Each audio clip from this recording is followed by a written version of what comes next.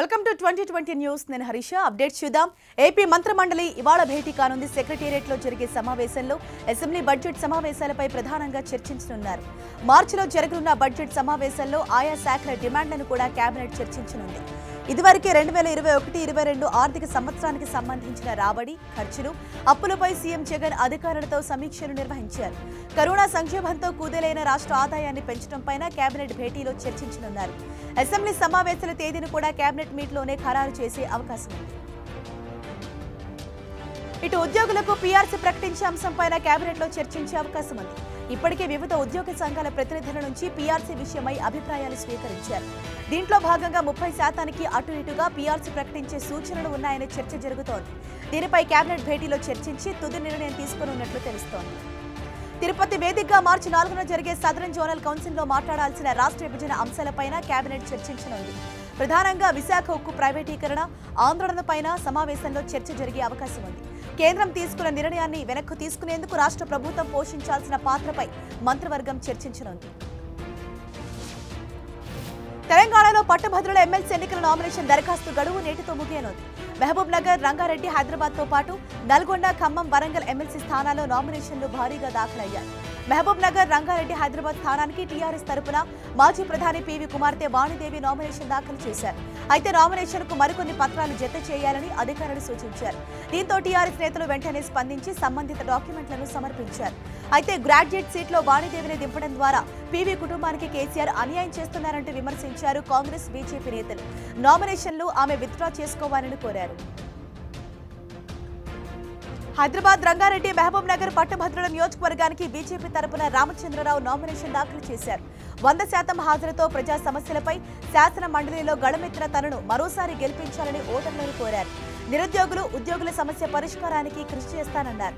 Hyderabad, Rangareddy, Mahabub Nagar graduate స్థానానికి మొత్తం 90 నామినేషన్లు దాఖలు కాగా నిన్న ఒక్కరోజే 47 నామినేషన్లు వచ్చాయి. ఇక నల్గొండ, ఖమ్మం, వరంగల్ పట్టభద్రుల స్థానానికి బీజేపీ అభ్యర్థిగా ప్రేమేందర్ రెడ్డి, యువ తెలంగాణ పార్టీ నుంచి రాణి రుద్రమ, ఇండిపెండెంట్ అభ్యర్థిగా తీర్మాన మల్లన్న నామినేషన్ దాఖలు చేశారు. ఈ 2 స్థానాలకు నేటితో నామినేషన్ల గడువు ముగియనుంది.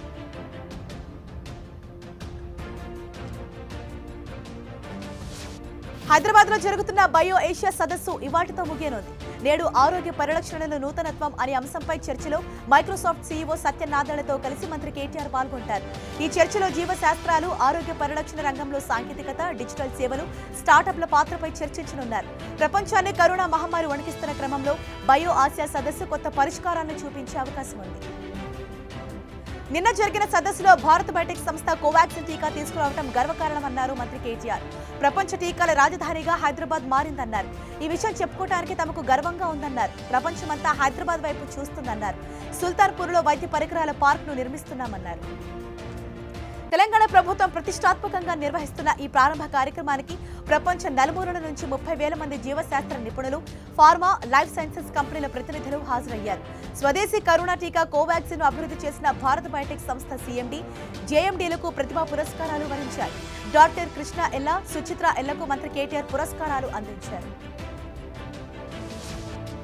రైతుల సమస్యలపై తెలంగాణ సీఎల్పీ నేత భట్టి విక్రమార్క నిర్వహించిన రైతు ముఖాముఖి యాత్ర కార్యక్రమం ముగిసింది. ఆదిలాబాద్ నుంచి ఖమ్మం వరకు చేసిన యాత్రలో ఎన్నో సమస్యలు, వారి బాధలు, కష్టాలను తెలుసుకున్నామని భట్టి చెప్పారు. వచ్చే పార్లమెంట్, అసెంబ్లీ సమావేశాల్లో వారి గొంతుకలుగా మారి పోరాడతామన్నారు. ఈ నెల 9న ఆదిలాబాద్ నుంచి ప్రారంభమైన రైతు ముఖాముఖి యాత్ర 14 రోజుల పాటు 2000 కిలోమీటర్లు 33 అసెంబ్లీ నియోజకవర్గాల మీదుగా సాగింది. ఖమ్మం జిల్లా కొణిజర్ల మండలం పెద్దగోపతిలో రాత్రి ముగిసింది. ఈ సందర్భంగా పెద్దగోపతిలో కాంగ్రెస్ పార్టీ భారీ బహిరంగ సభను నిర్వహించింది. వరి, పసుపు, పత్తి, మిర్చి, చెరుకు ఇలా రైతు పండించిన ఏ పంటకు గిట్టుబాటు ధర లేదని, కనీసం మద్దతు ధరకు రైతులు నోచుకోవటం లేదంటూ భట్టి ఆవేదన వ్యక్తం చేశారు. మోదీ నల్ల చట్టాలతో రైతులను పాములా కాటేసేందుకు ప్రయత్నిస్తున్నారని, ప్రతి రైతు మల్లగుర్రను పాములు కొట్టినట్టు కర్రలతో కేంద్ర ప్రభుత్వాన్ని కొట్టాలన్నారు. రాష్ట్రాల్లో ముఖ్యమంత్రి కేసీఆర్ రైతు వ్యతిరేక చర్యలకు పాల్పడుతూ తేలులా ప్రవర్తిస్తున్నారని, గులాబీ ప్రభుత్వాన్ని చెప్పుతో తొక్కాలని పిలుపునిచ్చారు. తెలంగాణలో మరో రింగ్ రోడ్ రాబోతోంది. ఇప్పటికే ఔటర్ రింగ్ రోడ్ ఉండగా ఈ రింగ్ రోడ్డును అనుసంధానం చేస్తూ రీజనల్ రింగ్ రోడ్కు అడుగులు పడుతున్నాయి. ఇందులో భాగంగా రీజనల్ రింగ్ రోడ్కు జాతీయ రహదారి గుర్తింపు కోసం రాష్ట్ర బీజేపీ నేతలు ప్రయత్నాలు మొదలుపెట్టారు. కేంద్ర హోంశాఖ సహాయ మంత్రి కిషన్ రెడ్డితో కలిసి కేంద్ర మంత్రి నితిన్ గడ్కరీని కలిసిన బీజేపీ నేతలు ఈ మేరకు విజ్ఞప్తి చేశారు. ఉత్తరం వైపు రోడ్డును జాతీయ రహదారిలో భాగంగా గుర్తించినట్లే దక్షిణం వైపు రోడ్డును కూడా గుర్తించాలని కోరారు. తెలంగాణ అభివృద్ధిలో రీజనల్ రింగ్ రోడ్డు కీలక పాత్ర పోషిస్తుందన్నారు. ఇప్పటికే హైదరాబాద్ లో ఔటర్ రింగ్ రోడ్ ఉందని కిషన్ రెడ్డి రీజనల్ రింగ్ రోడ్డుతో వివిధ జిల్లాలకు ప్రయోజనం చేకూరుతుందని తెలిపారు. ఆర్ఆర్ఆర్తో హైదరాబాద్ చేరుకుండానే బెంగళూరు, వారణాసి, విజయవాడ, ముంబై జాతీయ రహదారులను అనుసంధానం చేసే అవకాశం ఉందని చెప్పారు.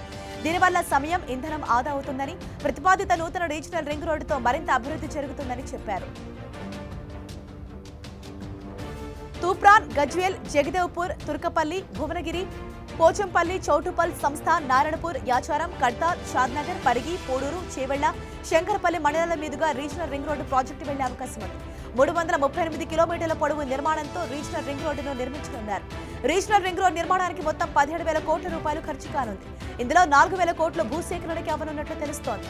రాష్ట్ర ప్రభుత్వం 1905 కోట్లను ఖర్చు పెట్టాల్సి ఉంటుంది.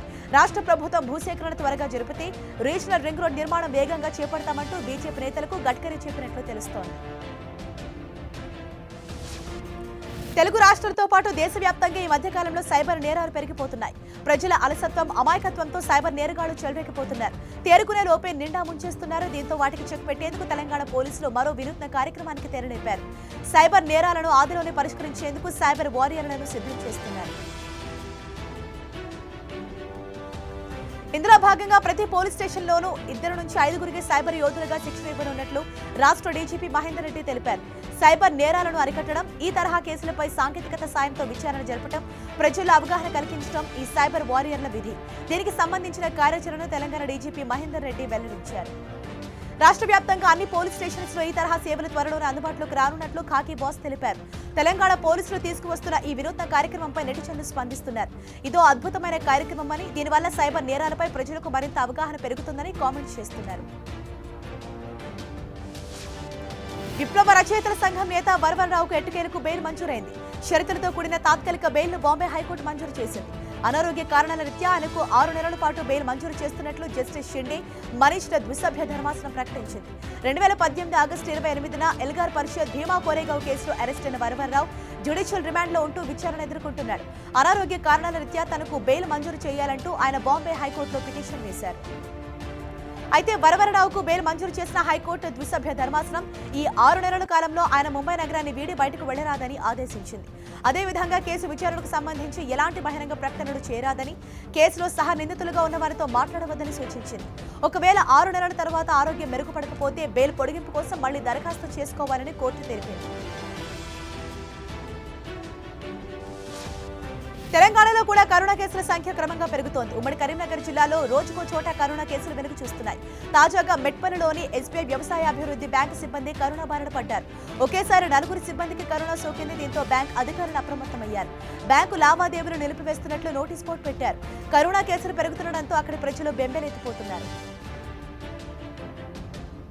4 రోజుల క్రితం జిల్లాలోని చేగుర్తి గ్రామంలో జరిగిన అంత్యక్రియలు జిల్లా వ్యాప్తంగా కలకలం రేపాయి.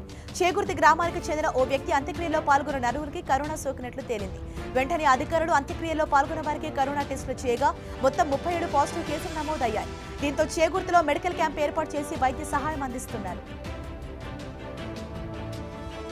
చేగుర్తి తరహాలోని మెట్పల్లి బ్యాంకులో 4 కరోనా సోకటంతో గత వారం రోజులుగా ఎస్బీఐ, ఏడీబీ బ్రాంచ్కు వచ్చిన వారు జాగ్రత్తగా ఉండాలంటూ అధికారులు సూచిస్తున్నారు.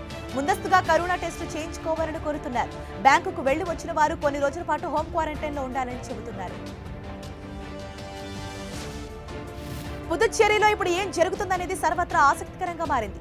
అందరూ ఊహించినట్లుగానే నారాయణస్వామి ప్రభుత్వం పడిపోగా తర్వాత వాట్ నెక్స్ట్ అనేది సస్పెన్స్ గా మారింది. కొత్త లెఫ్టినెంట్ గవర్నర్ తమిళిసై ఎలాంటి నిర్ణయం తీసుకుంటారనేది ఉత్కంఠ కలిగిస్తోంది. ఇప్పటికే ఆమె ఏం చేయాలనే దానిపై నిర్ణయం తీసుకున్నారా, లేక రాజ్యాంగ నిపుణుల నుంచి సలహాలు తీసుకుంటారా అనేది త్వరలోనే తేలనుంది. ఇక తమిళిసై ముందున్న ప్రత్యామ్నాయాలను చూస్తే సీఎం రాజీనామా సమర్పించారు కాబట్టి ఎన్నికలు జరిగే వరకు ఆయన్ని ఆపద్ధర్మ ముఖ్యమంత్రిగా కొనసాగాలని సూచించే అవకాశం ఉంది. కానీ అదే జరిగితే బీజేపీ ఇన్ని వ్యూహాలు రచించాల్సిన అవసరం లేదన్నది బహిరంగ రహస్యం. ప్రస్తుతం ప్రభుత్వ ఏర్పాటుకు సరిపడా బలం ప్రతిపక్షానికి ఉన్న నేపథ్యంలో ప్రభుత్వాన్ని ఏర్పాటు చేయాలని ప్రతిపక్ష నాయకుడిగా ఉన్న రంగస్వామిని కోరే అవకాశం ఉంది. అయితే ఎన్నికలకు ఎక్కువ సమయం లేదు కాబట్టి కొత్త ప్రభుత్వం ఏర్పాటుతో పెద్దగా లాభం ఉండదనే వాదన వినిపిస్తోంది.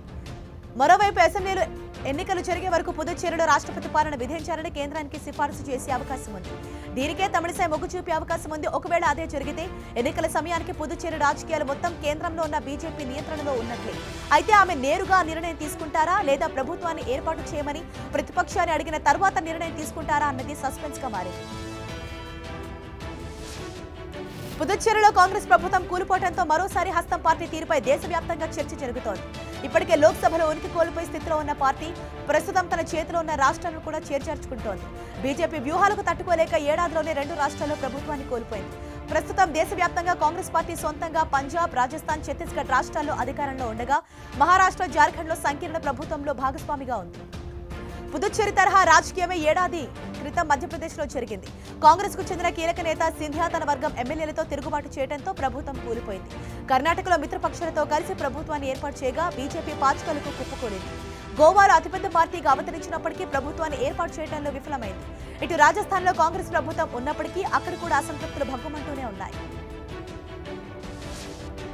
ఇవాటి నుంచి జేఈఈ మెయిన్ పరీక్షలు ప్రారంభం కానున్నాయి. ఐఐటీ, ఎన్ఐటీ తదితర ప్రతిష్టాత్మక సాంకేతిక విద్యా సంస్థల ప్రవేశాల కోసం నిర్వహించే ఈ పరీక్షలు బుధ, గురు, శుక్రవారాల్లోనూ కొనసాగనున్నాయి. ఉదయం, మధ్యాహ్నం 2 సెషన్స్ లో పరీక్షలు నిర్వహిస్తారు. కంప్యూటర్ బేస్డ్ టెస్ట్ విధానంలో జరిగే ఈ పరీక్షలకు దేశవ్యాప్తంగా 6,61,761 మంది విద్యార్థులు రిజిస్టర్ చేసుకున్నారు. తెలంగాణ నుంచి 73,782 మంది, ఏపీ నుంచి 87,797 మంది పరీక్ష రాయనున్నారు. ఇక ఇప్పటికే పరీక్షకు హాజరయ్యే విద్యార్థులకు నేషనల్ టెస్టింగ్ ఏజెన్సీ గైడ్లైన్స్ పంపింది. విద్యార్థులు తమకు కరోనా లేదని సెల్ఫ్ డిక్లరేషన్ ఇవ్వాల్సి ఉంటుందని స్పష్టం చేసింది. పరీక్ష ప్రారంభానికి 2 గంటల ముందే కేంద్రానికి చేరుకోవాలని, ఆలస్యంగా వచ్చేవారిని లోపలికి అనుమతించబోమని ఎన్డీఏ వర్గాలు తెలిపాయి. హాల్ టికెట్ తో పాటు Aadhaar, PAN, driving licence, voter ID, పాస్పోర్ట్లలో ఏదో ఒక గుర్తింపు కార్డు వెంట తెచ్చుకోవాలని సూచించారు అధికారులు. జేఈఈ మెయిన్ ఆన్లైన్ రిజిస్ట్రేషన్ సమయంలో అప్లోడ్ చేసినట్టుగానే ఉన్న పాస్పోర్ట్ సైజ్ ఫోటోను కూడా విద్యార్థులు వెంట తీసుకువెళ్లాల్సి ఉంటుంది. ఉత్తరప్రదేశ్లోని యోగి ఆదిత్యనాథ్ సర్కార్ కీలక నిర్ణయాలు తీసుకుంది. ప్రస్తుతం నిర్మాణ దశలో ఉన్న అయోధ్య విమానాశ్రయానికి యోగి ప్రభుత్వం పేరు ఖరారు చేసింది. రాముడి పేరు వచ్చేలా మర్యాద పురుషోత్తం శ్రీరామ్ ఎయిర్పోర్ట్ అని నామకరణం చేసింది. అలాగే బడ్జెట్లో ఎయిర్పోర్ట్ అభివృద్ధికి 100 కోట్ల రూపాయలు కేటాయించింది. దశల వారీగా దీన్ని అంతర్జాతీయ విమానాశ్రయంగా తీర్చిదిద్దనున్నట్లు బడ్జెట్లో పేర్కొంది.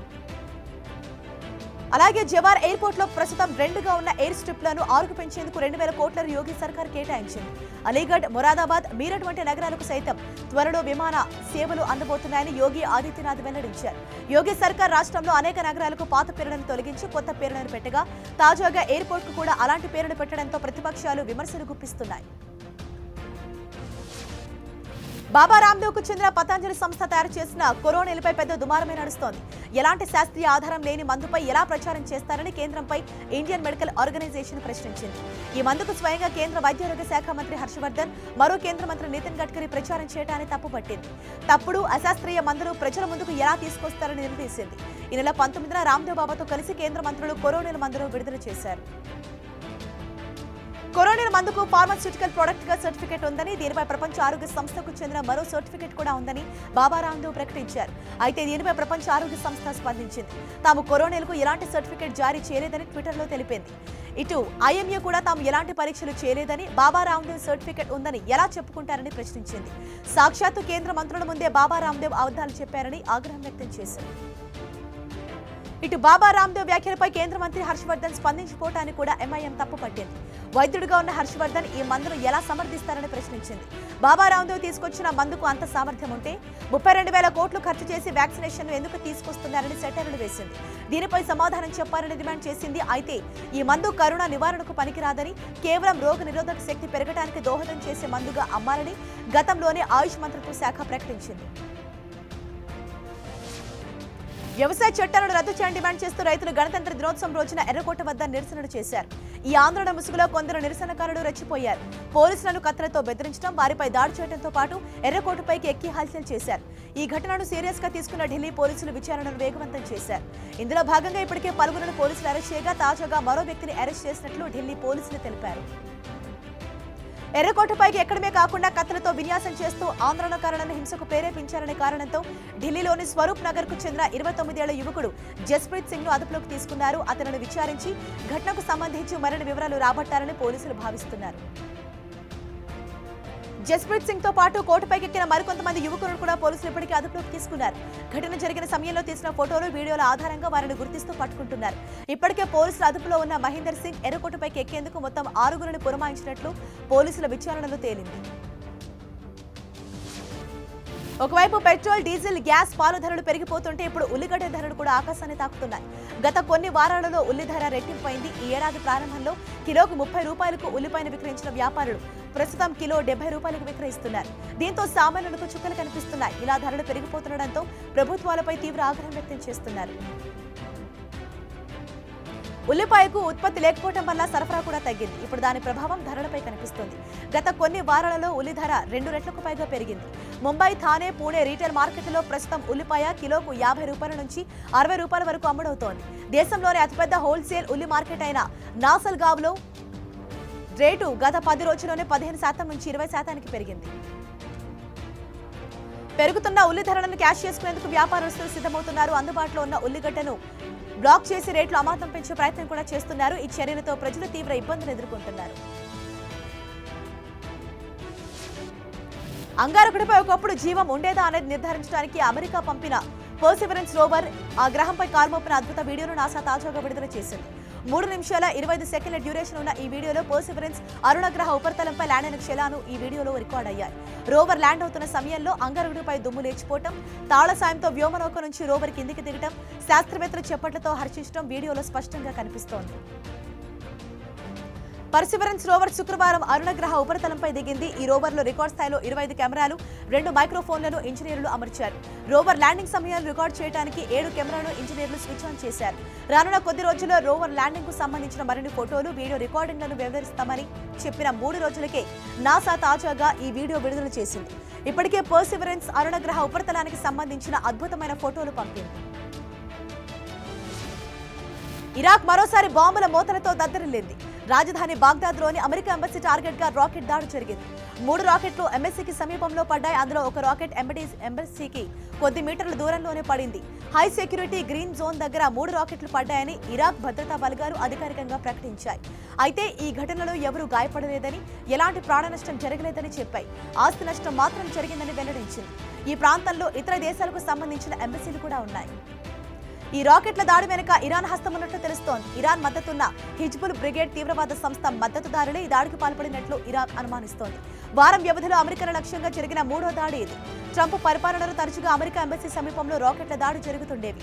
బైడెన్ అధికారంలోకి వచ్చిన మొదట్లో అమెరికన్ల టార్గెట్ గా ఈ వారంలోని దాడులు జరిగాయి. అమెరికాకు చెందిన ఓ కాంట్రాక్టర్ జరిపిన దాడుల్లో చనిపోయాడు. శనివారం జరిగిన దాడిలో అమెరికా జవాన్కు తీవ్ర గాయాలయ్యాయి. రెండో టెస్టులో గెలిచి సూపర్ ఫామ్ లో ఉన్న టీమిండియాకు మోతేరా టెస్ట్ కు ముందే మరో అదనపు బలం తోడైంది. ఆస్ట్రేలియాతో టెస్టు సిరీస్ సందర్భంగా గాయపడిన ఫాస్ట్ బౌలర్ ఉమేష్ యాదవ్ తిరిగి జట్టులో చేరాడు. నిన్న నిర్వహించిన ఫిట్నెస్ టెస్టులో ఉమేష్ ఎలాంటి ఇబ్బంది లేకుండా పాల్గొని సక్సెస్ అయ్యాడు. దీంతో అతనికి మిగిలిన 2 టెస్టుల్లో ఆడే జట్టులో చోటు కల్పించారు.